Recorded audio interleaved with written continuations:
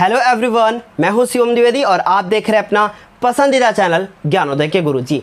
ये हमारा रफ्तार बैच है और इस रफ्तार बैच में आज हम लोग स्टार्ट कर रहे हैं क्लास 10th की मैथ को। क्लास 10th की मैथ का आज हम लोग चैप्टर नंबर 2 स्टार्ट करेंगे जिसका नाम है बहुपद। और इस चैप्टर को हम पहले भी अपने इस चैनल पर पढ़ा चुके हैं पूरा कंप्लीट।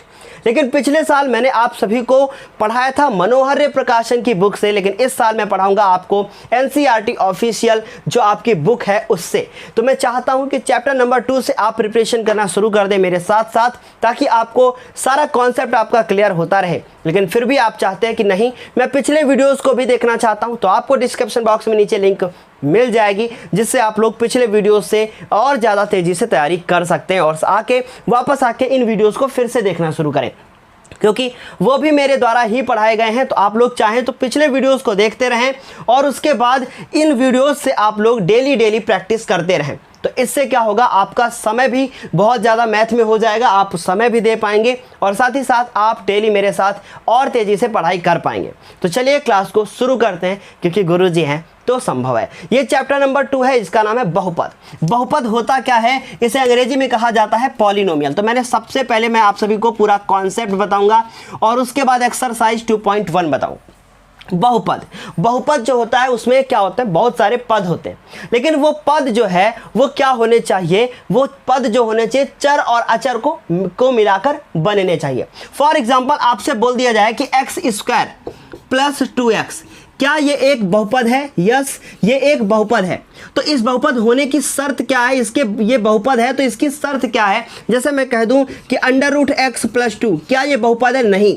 क्या ये बहुपद है? यस, ये ऊपर वाला बहुपद है, नीचे वाला बहुपद नहीं है। तो आपको कैसे पता चलेगा कि बहुपद है या बहुपद नहीं है? ये सब आपने 9th क्लास में पहले ही पढ़कर रख रखा है, ठीक है। तो आप ध्यान से मेरी बात को सुने। बहुपद वो होगा जिसमें चर की जो घात होगी वो एक क्या होगी, पूर्ण संख्या होगी। कंप्लीट एक नंबर होना चाहिए आपका। अब इसका क्या मतलब है सर? इसका ये मतलब है कि देखिए आप ध्यान से, तो x के ऊपर कितनी घात लगी है? 2। यहाँ पे x के ऊपर कितनी घात है? 1। जब कुछ नहीं होती तो क्या होती है? 1 होती है। पर मैं इसकी अगर बात करूं तो x के ऊपर 1/2 लिखा हुआ है और ये क्या है, एक कंप्लीट नंबर नहीं होता, एक पूर्ण संख्या नहीं है, होल नंबर ये नहीं है। इसका मतलब क्या है कि ये जो आपका 1/2 है इसने सब कुछ बर्बाद कर दिया, इसको बताया कि भैया तुम बहुपद नहीं हो। सो आई होप ये बात समझ में आपको आ गई होगी कि बहुपद क्या है। बहुपद एक ऐसा हमारा कह सकते हैं कि बहुपद एक ऐसा पद है या टर्म है जिसमें क्या होता है, एक चर और अचर से मिलकर एक कोई क्या बना दिया जाता है, बहुपद बना दिया जाता है, ठीक है। इतनी बात समझ में आ गई। अब इसके बाद ये बहुपद कितने प्रकार के होते हैं तो इसकी बात करते हैं। ये बहुपद कितने प्रकार के होते हैं, देखो अभी कुछ नहीं लिखना है, जब मैं कहूंगा तब आपको लिखना है, ठीक है। तो बहुपद कितने प्रकार के होते हैं, सबसे पहले मैं आपको बताऊंगा कि बहुपद की घात क्या होती है। बहुपद की घात, तो सबसे पहले किसी को यह पहचानना आना चाहिए कि बहुपद होता क्या है। अब बहुपद की घात मतलब किसी भी बहुपद की उच्चतम घात को बहुपद की घात कहते हैं। क्या कहा मैंने? किसी भी बहुपद की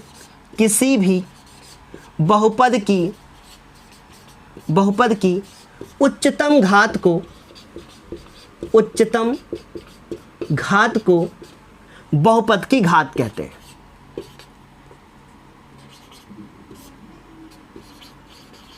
बहुपद की घात कहते हैं, ठीक है। क्या कहते हैं? बहुपद की घात कहते हैं। किसी भी बहुपद की उच्चतम घात को बहुपद की घात कहते हैं, ठीक है। मान लो कि आपको दे दिया गया 3x² प्लस 2x, ठीक है, ये दे दिया गया। इसमें आपसे पूछा जाए कि बताइए बहुपद की घात क्या होगी, तो आप कहेंगे इसमें उच्चतम जो घात आई है वो कितनी आई है? 2। इसका मतलब इसकी बहुपद की घात 2 है। ये तो पहला एक क्वेश्चन हो गया। अब उसके बाद आपसे बोल दिया जाए 3x⁵ plus 2x plus √x plus 3। इसमें बोल दिया जाए कि बताइए इसकी बहुपद की घात क्या होगी। आप बहुत तेजी से लालच में आओगे और आप कहोगे सर जी 5, और सर ने कहा बट गलत है। क्यों? क्योंकि ये तो बहुपद ही नहीं है। क्यों ये बहुपद नहीं है? बिकॉज ऑफ इसमें √x लगा हुआ है। तो ऐसे ही नंबर कट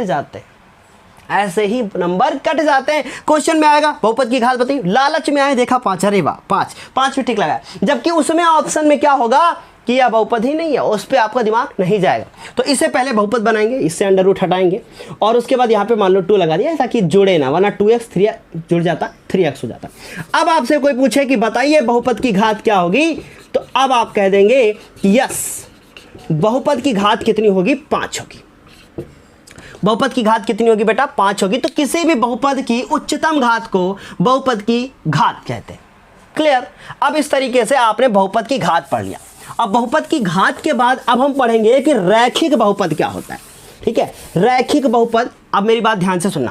सबसे पहले बहुपद कितने प्रकार के होंगे, हम बहुत सारे प्रकार के हो सकते हैं, पर जो वो लिखेंगे वो इंपॉर्टेंट हो गया। पहला है आपका रैखिक बहुपद। रैखिक बहुपद। अब ये रैखिक बहुपद क्या होता है, वह बहुपद जिसके बहुपद की घात 1 हो उसको रैखिक बहुपद कहते हैं। इसको रैखिक बहुपद कहते हैं, अंग्रेजी में इसको लीनियर पॉलिनोमियल कहते हैं। ठीक है, तो हम लोग लिखेंगे वह बहुपद जिसकी घात नहीं,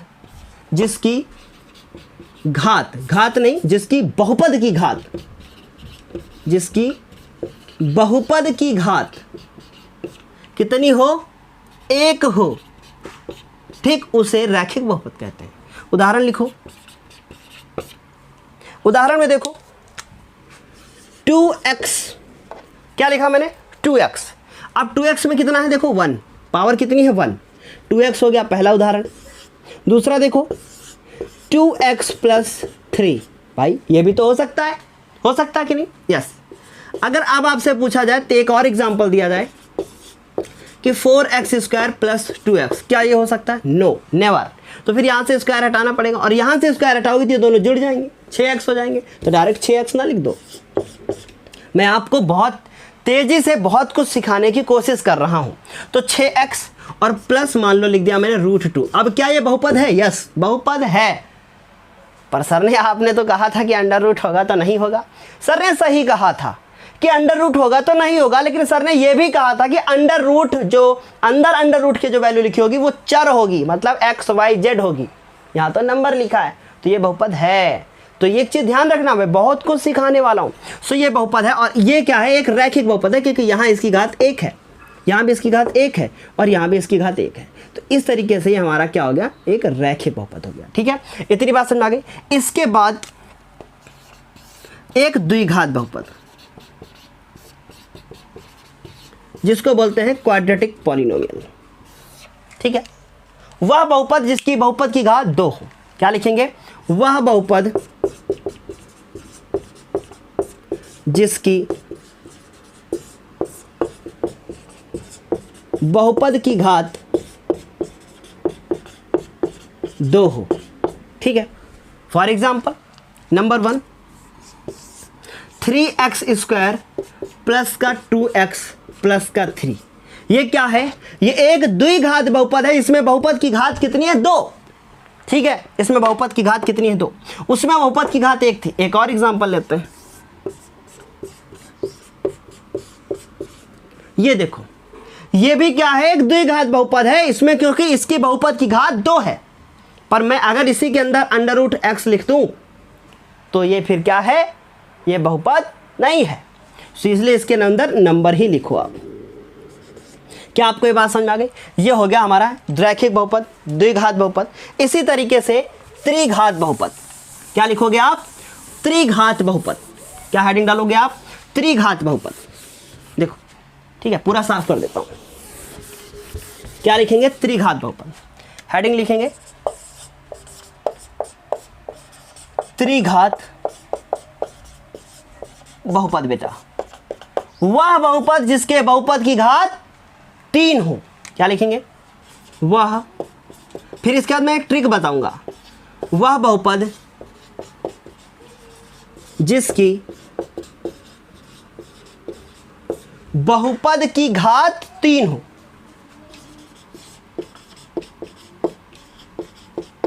ठीक है, बहुपद की घात कितनी हो, 3 हो। एग्जाम्पल देखो, उदाहरण लिखो, 3x की पावर 3 प्लस 2x प्लस 3, ये क्या है, इसमें पावर कितनी है, 3।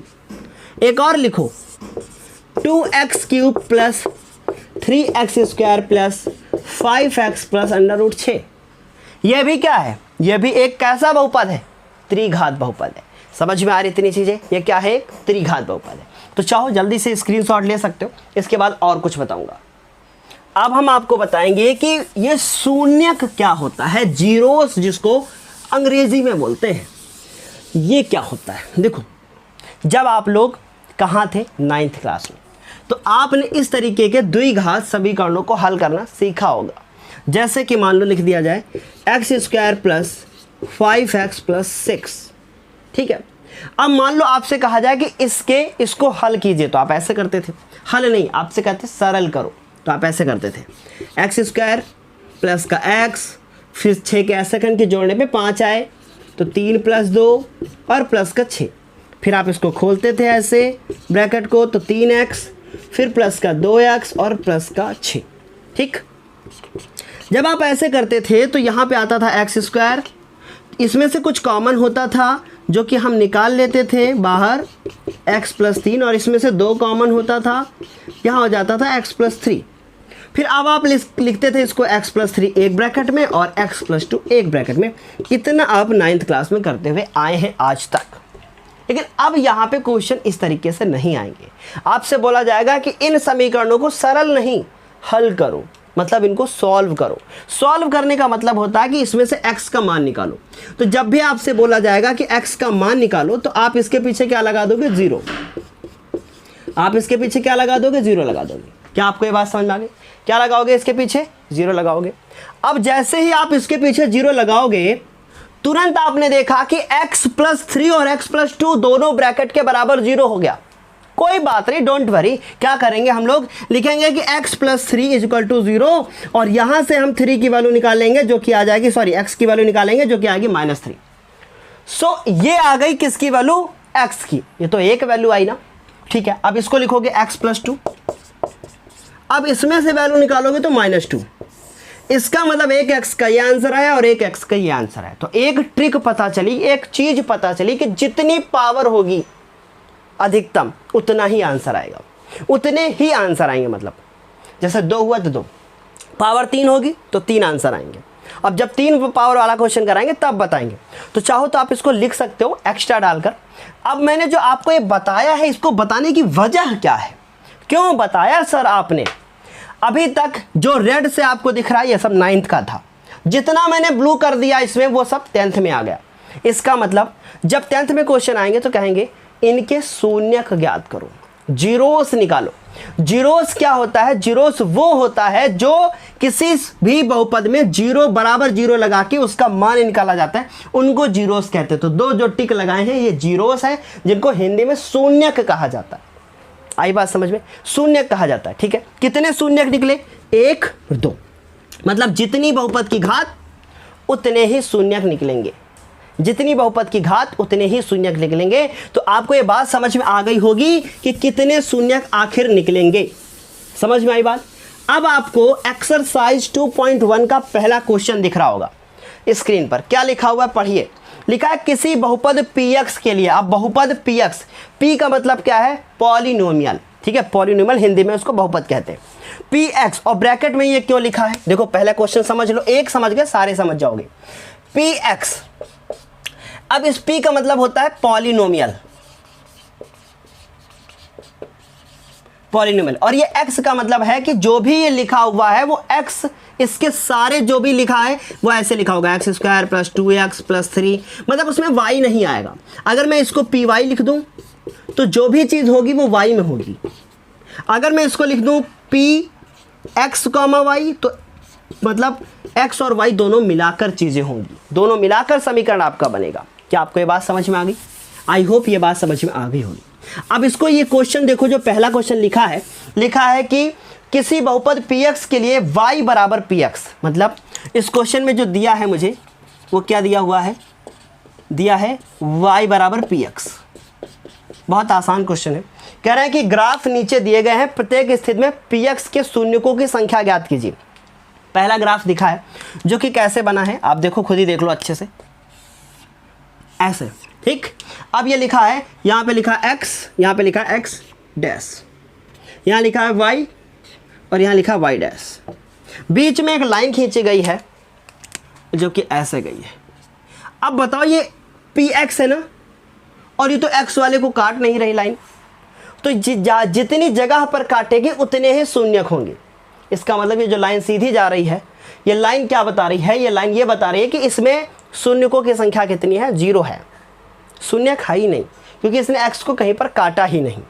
अब ये क्यों नहीं काटा, क्या है वो आगे चल के पता चलेगा। तो हम इसका आंसर क्या लिखेंगे, इसका आंसर लिखेंगे शून्यकों की संख्या। आपसे क्या पूछा गया, शून्यकों की संख्या, बहुत आसान है, लिखेंगे शून्यकों की संख्या मतलब नंबर ऑफ जीरोस 0 है, क्योंकि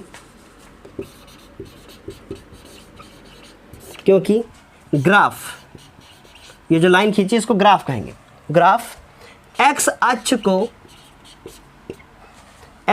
को प्रतिच्छेद नहीं करता है। प्रतिच्छेद मतलब काटता, जिसको प्रतिच्छेद ना अच्छा लग रहा हो वो काटता लिख देगा, प्रतिच्छेद नहीं करता है। इस तरीके से इसका आंसर हो गया। अब इसके बाद दूसरा ग्राफ देखो कैसे बना है, इसी तरीके से बना है, ठीक है। दूसरे ग्राफ में क्या लिखा हुआ है, दूसरे ग्राफ ऐसे बना हुआ है, देखो ऐसा करके ऐसे गया, ठीक है, ऐसे गया, ठीक। अब देखो इसने एक्स अक्ष को कहाँ काटा, एक जगह, तो हम लिखेंगे शून्यकों की संख्या 1 है, क्योंकि ग्राफ एक्स अक्ष को प्रतिच्छेद नहीं करता है, थोड़ी लिखेंगे। एक्स अक्ष को एक बिंदु पर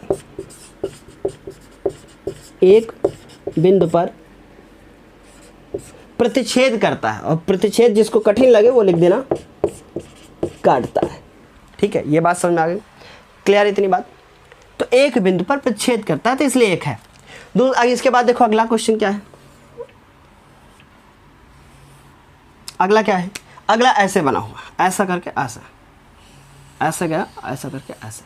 सो अब ये देखो x जगह पे 1 2 3, कितनी जगह काट रहा है, 3 जगह काट रहा है। तो हम क्या लिखेंगे, शून्यकों की संख्या 3 है, क्योंकि ग्राफ x अक्ष को 3 बिंदु पर काटता है, 3 बिंदुओं पर काटता है, बिंदुओं लिख लेना। सो इस तरीके से हो गया। अब इसी तरीके से अगर मैं बात करूं कि ये जो ऐसे बनाया है, अब ऐसे हो जाए अगर, तो देखो 1 और 2 ये अपने आप करना। इसके बाद देखो अगला, इसके बाद आपको और स्क्रीन पे दिख गए होंगे, तो बाकी के क्वेश्चन आप अपने आप करना। ये वीडियो बहुत ज़्यादा छोटा है, ठीक है, ये वीडियो बहुत ज़्यादा छोटा है, बाकी के अपने आप करना, बहुत आसान है, कुछ नहीं है, ठीक है, बहुत आसानी से आप कर लोगे जो आपको स्क्रीन पे क्वेश्चन सारे दिख रहे हैं। अब मेरी बात ध्यान से सुनिए, एक्सरसाइज 2.1 कंप्लीट हो गई है। अब नेक्स्ट वीडियो में हम एक्सरसाइज 2.2 को बताने की कोशिश करेंगे, जो कि हम कंप्लीट एक ही वीडियो में बताएंगे पूरा। कोशिश यही करेंगे कि एक ही वीडियो में हो जाए, चाहे वीडियो जितना भी बड़ा क्यों ना हो, ठीक है। तो आप लोगों से रिक्वेस्ट है कि आप लोग अगर वीडियो को अभी तक लाइक नहीं किया है तो वीडियो को लाइक कर दीजिएगा, और चैनल पे नए हैं तो सब्सक्राइब कर लीजिएगा। और साथ ही साथ आप लोग ये भी चीज़ सोचिएगा कि पिछले वीडियोस को ज़रूर देखें, क्योंकि अगर आप पिछले वीडियोस को नहीं देखेंगे तो आपका कॉन्सेप्ट क्लियर सही से नहीं हो पाएगा। और उसके बाद वीडियो देखने के बाद इन सारे वीडियोज़ को फॉलो कीजिए। चलो तब तक के लिए bye bye, take care, thank you, best of luck.